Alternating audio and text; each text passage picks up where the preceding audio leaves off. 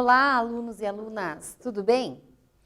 Começando agora mais uma aula de ciências, sejam bem-vindos, né, comigo, professora Larissa, vocês já me conhecem faz tempo, né, estou aí com vocês desde o início, né, da pandemia. Estamos já no terceiro trimestre, né, lembrem de manter os cadernos em ordem, as anotações, né, as atividades, sempre dar uma olhadinha no mural, né, manter as coisas em dia para que a gente possa logo superar tudo isso, né, da melhor forma possível. Então, vamos começar a aula de hoje e nós vamos falar nessa aula, então, sobre as doenças do sistema genital feminino, tá? Claro que não todas, né? Até porque não daria tempo de falar em uma aula. Então, a gente vai falar de algumas, as mais comuns, tá? Que acontecem aí nas meninas, nas mulheres. Vamos lá? Mas antes, né, a nossa retomada de conteúdos. Então, vamos começar essa retomada com um quiz. E o primeiro quiz desta aula diz o seguinte: o sistema genital feminino é responsável pela reprodução. Dos órgãos listados abaixo, qual deles não faz parte do sistema genital feminino? Na opção A, o clitóris. Na opção B, a vagina. Na opção C, a tuba uterina. Ou a opção D, a uretra. E aí?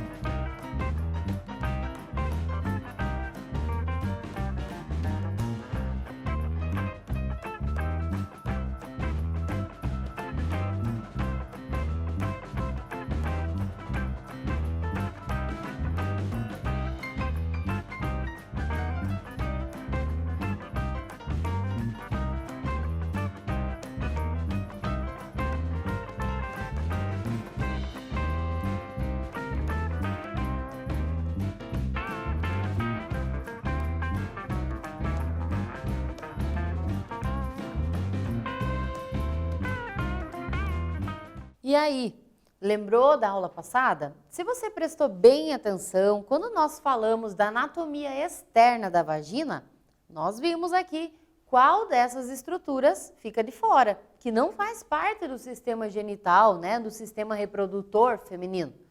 Se você lembrou e respondeu que é a letra D, a uretra, muito bem, você acertou. Por quê? Só relembrando aqui, né, que o clitóris é um pontozinho, né, da parte externa da vagina, onde a mulher tem mais sensibilidade.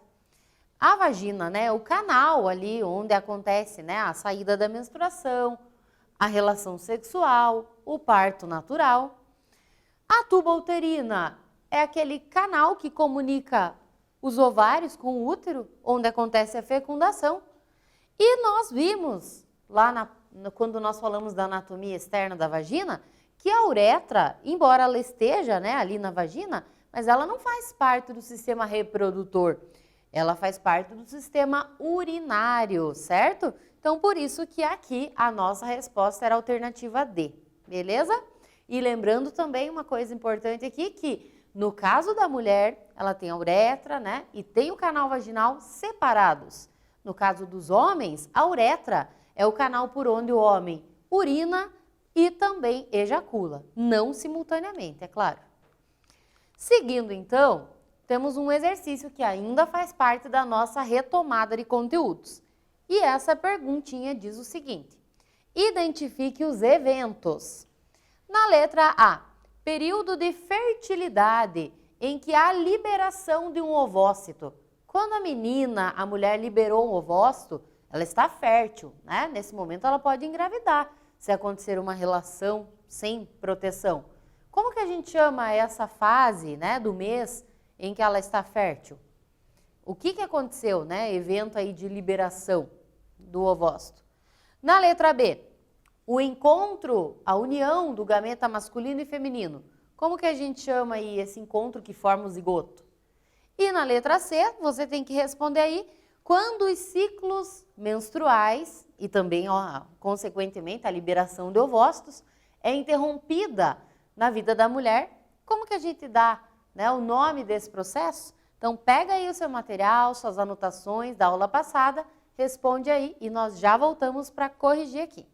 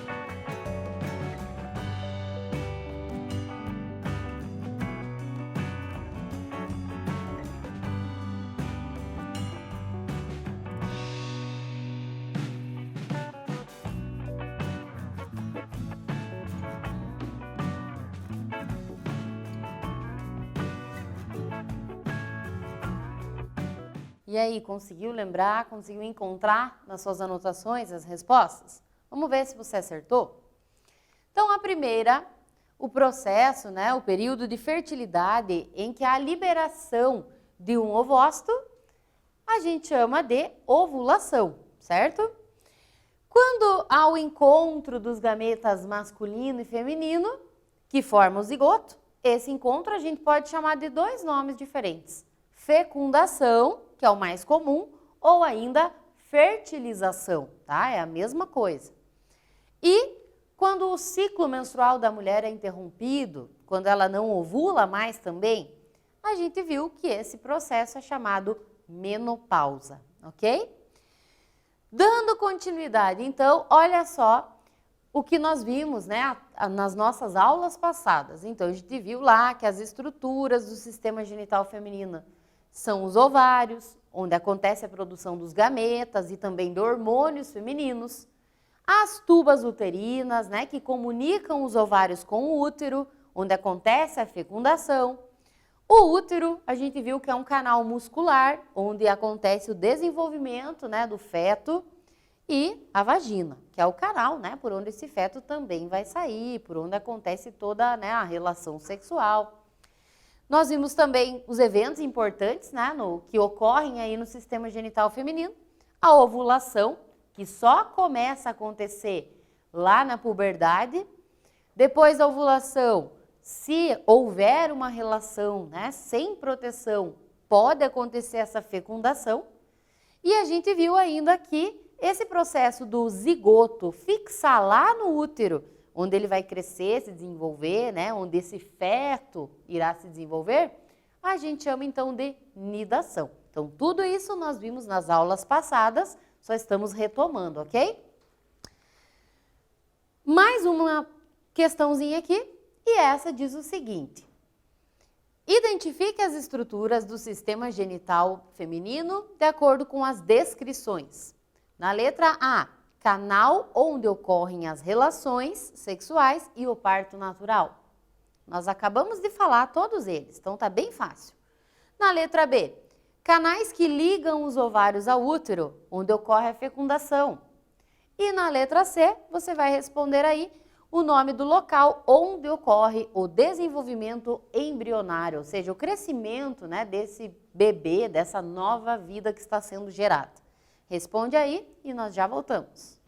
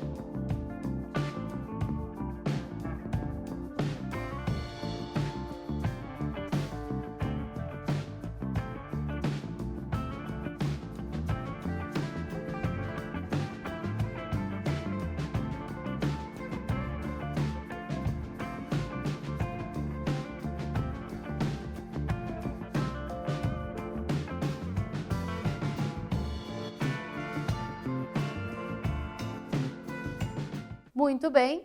Então, o nome dos processos, vamos ver?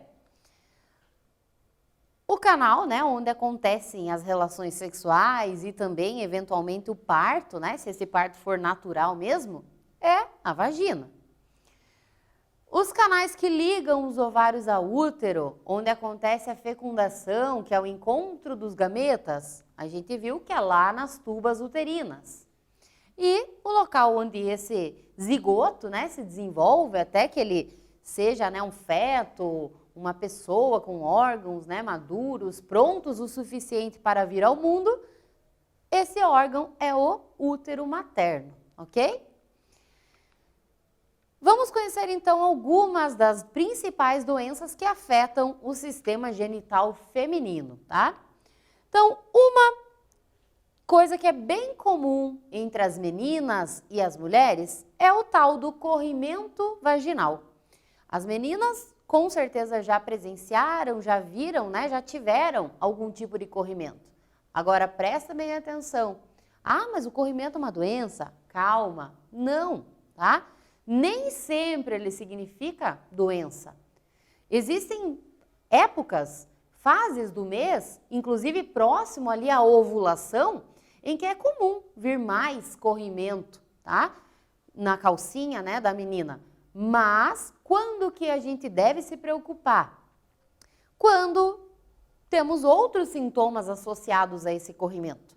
Por exemplo, coceira, ardência, tá? Vermelhidão, alguma alteração, né, no cheiro, no odor, um cheiro desagradável, cor diferente desse corrimento, febre. Então, se tiver outros sintomas junto, né, aí sim, essa menina, essa mulher precisam dar uma atenção especial para esse corrimento, tá? Se ele for claro, né, praticamente sem cor, que não tenha cheiro, a menina não sinta mais nada, pode ser natural, normal, tá? Simplesmente uma proteção do organismo.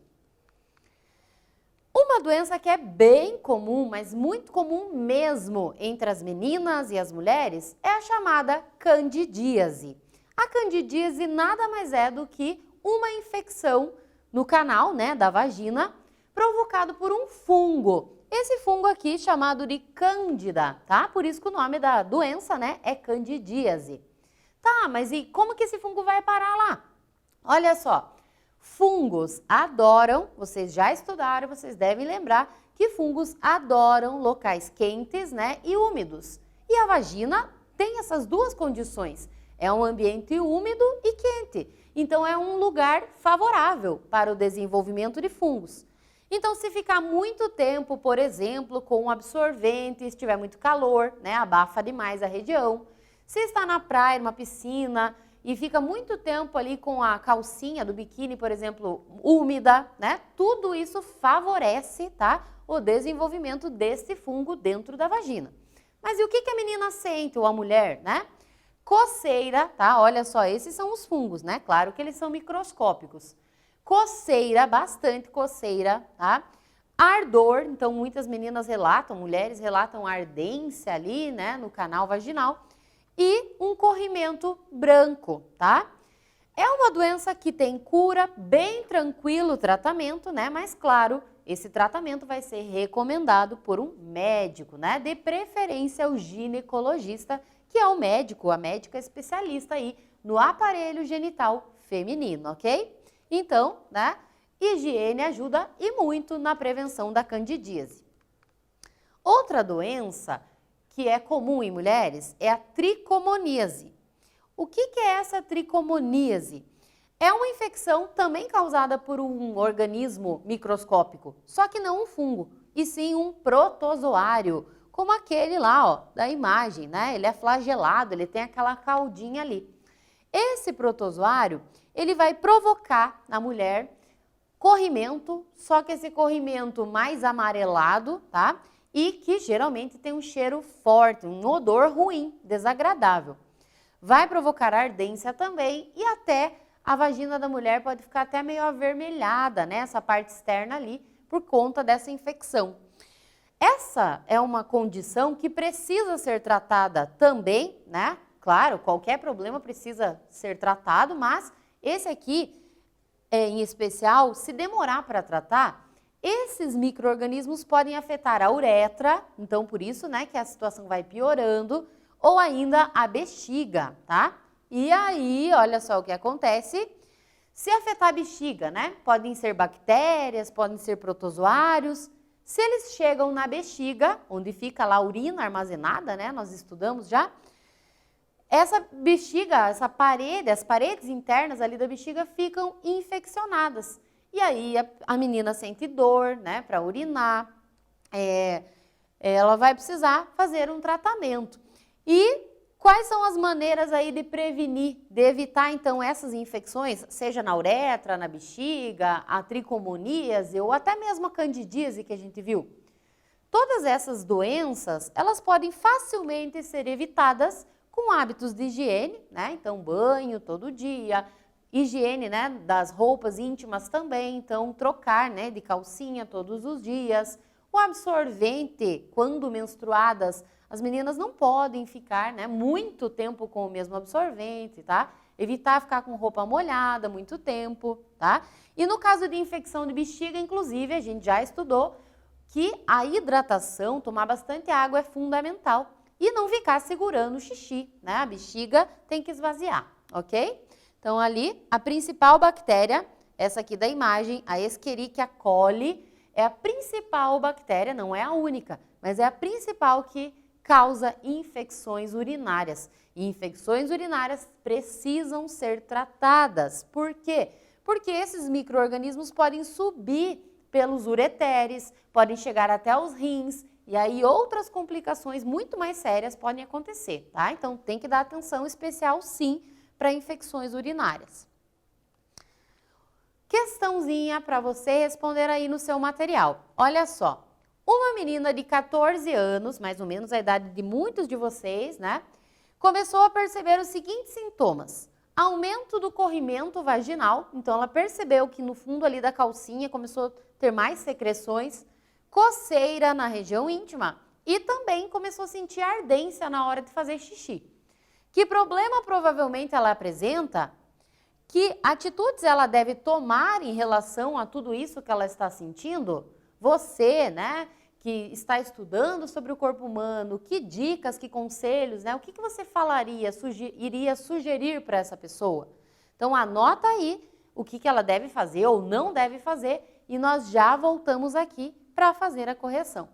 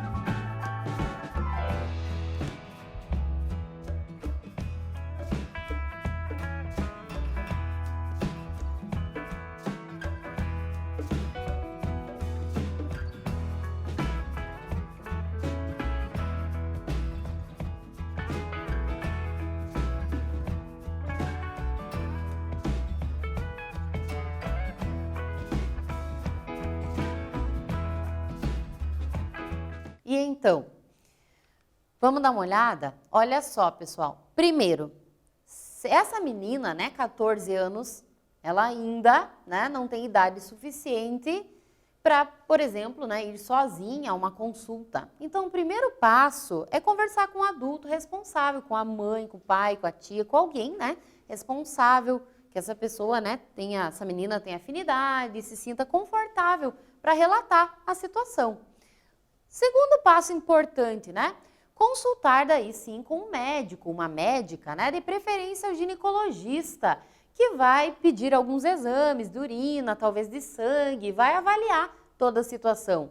E ao fazer isso, ele vai diagnosticar o problema, vai dizer qual é o problema que essa menina tem e prescrever o tratamento adequado. Super importante, não se autodiagnosticar.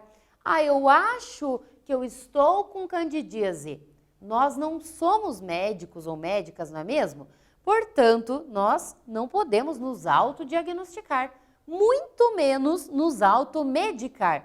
Ah, minha vizinha tomou esse remédio e fez bem para ela.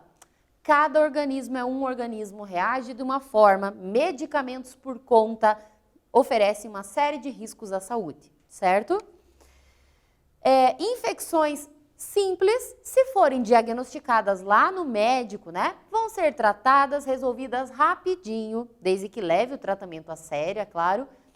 E se não forem tratadas, se a menina, né, fica quieta, ignora, tá com vergonha de contar, acha que tá com algum problema, não é mais sério, ela não relata que ela está com problema, às vezes aquela infecçãozinha que era algo simples pode se tornar algo muito mais sério, tá? Então, é importante conversar, pedir ajuda, orientação a um adulto responsável e, claro, procurar ajuda médica, certo?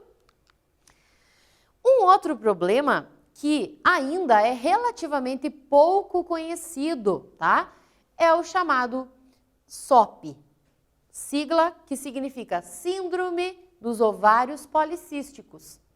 Então, apesar de ser um problema pouco conhecido ainda, ele é um problema que não tem cura, mas tem tratamento que ajuda muito. O que é essa síndrome? Olha só um ovário normal e um ovário policístico. Ele é cheio de cistos e isso acaba interferindo nas questões hormonais dessa menina, dessa mulher. Então, o que acontece com ela? A pele fica mais oleosa, portanto, mais cravos, mais espinha. Às vezes o cabelo mais oleoso, às vezes essa menina ganha peso com mais facilidade, às vezes ela não menstrua ou tem menstruações muito irregulares, então ela menstrua no mês, no outro não, daqui a pouco não era para vir e vem de novo. E algumas mulheres também com esse problema acabam tendo um pouco mais de dificuldade na hora que elas decidem engravidar, tá? Então são cistos que têm um tratamento para ajudar, né, a reduzir esses efeitos, mas ainda não se sabe, né, o certo a causa dessas doenças e nem, né, uma cura definitiva, tá? Então, quem vai diagnosticar é o médico, através de exames, né? Vai perceber se os ovários dela têm esses cistos, vai recomendar um tratamento, tá? Então, muitas vezes, problema de pele, cabelo, ciclos menstruais irregulares, pode ser isso, mas, né, só o médico é que vai poder afirmar. E claro, quando a gente fala em saúde feminina, não podemos deixar este assunto de lado, o câncer de mama, tá? O câncer de mama, ele é a segunda maior causa de mortes de mulheres no nosso país. Então, por que, né, que tantas mulheres morrem por ano no nosso país de câncer de mama? Porque, infelizmente, muitas vezes o diagnóstico é tardio. Então, olha só, quais são os fatores de risco, né? O que leva uma mulher, uma menina a ter câncer de mama? Pode ser causas genéticas, então se na família, mãe, tias já tiveram câncer de mama, a mulher precisa ter mais atenção ainda, né? Cuidar mais, porque ela tem chances. Não que necessariamente ela vai ter a doença, mas as chances já são maiores, tá? Tabagismo, né? Então, fumar, ser sedentário, né? Maus hábitos aí no estilo de vida aumentam as chances de ter essa doença. As mamas, elas são cheias, ó, de vasinhos linfáticos. E aí pode acontecer muitas vezes, né, a formação de tumores, como a gente está vendo aqui, ó. Então começou aqui um bem pequenininho, né? Aqui ele já está aumentando e já está pegando o sistema linfático. Olha só aqui como ele já pegou bastante. E aí, claro, se a menina, a mulher, né? Porque infelizmente pessoas jovens também acontece, tá? Se detectar no início ainda, as chances de cura são muito grandes mesmo. Quanto mais tarde detectar, né, mais séria a coisa fica. Então é fundamental, olha só, a prevenção com o autoexame, tá? E o autoexame começa aí, na idade de vocês, né? As meninas na adolescência já tem que fazer o autoexame. Então pode ser no banho, pode ser deitada, né? Apalpar as mamas para sentir se não tem nenhum carocinho, se não tem nada errado, né? Se perceber alguma coisa diferente, aí vai conversar com o adulto, né? Vai pedir orientação e vai procurar a ajuda médica, certo? Temos um quiz aqui, um desafio para vocês. Olha só, existe um mês que é instituído, né? Já é tradição, já faz alguns anos aí, de campanhas de luta, de combate, né? Em todas as cidades do Brasil, na TV, aparece que este mês acontecem muitas palestras, muitas campanhas mesmo, né, para tentar alertar a população, as meninas, as mulheres, para que fiquem atentas, né, nessa questão da prevenção, para poupar vidas. Que mês é esse de campanha contra o câncer de mama? Você sabe? Na opção A, setembro. Na opção B, outubro. Na opção C, novembro. Ou a opção D, dezembro? E aí?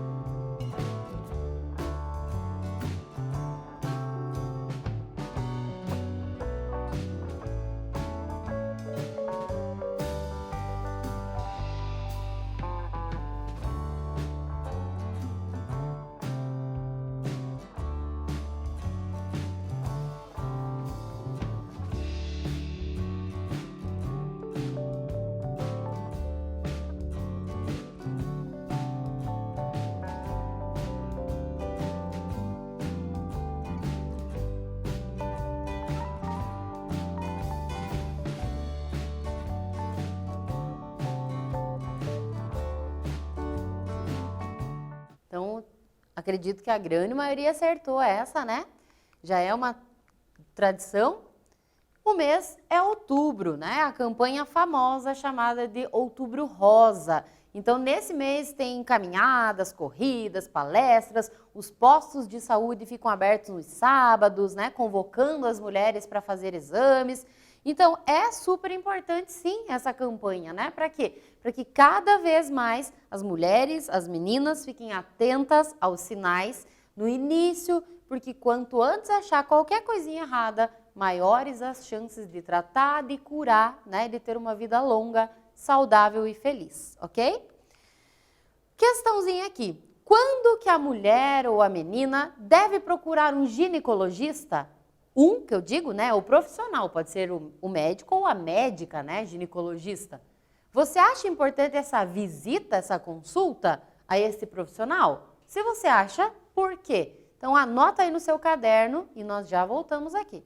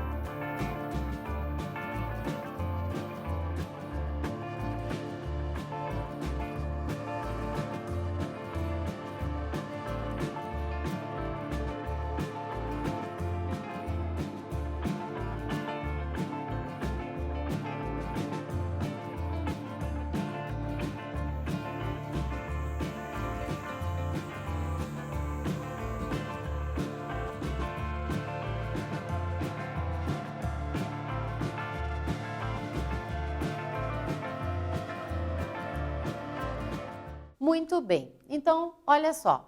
Quando que a mulher, né, a menina tem que ir no ginecologista? Então, muitas vezes, né, as pessoas acham que é só quando tem algum problema, quando tem alguma doença, algum sintoma. Mas, na realidade, não. Todas as mulheres, a partir do momento que iniciam a vida sexual, tá? A partir do momento que tem a primeira relação sexual, é fundamental ir periodicamente ao ginecologista.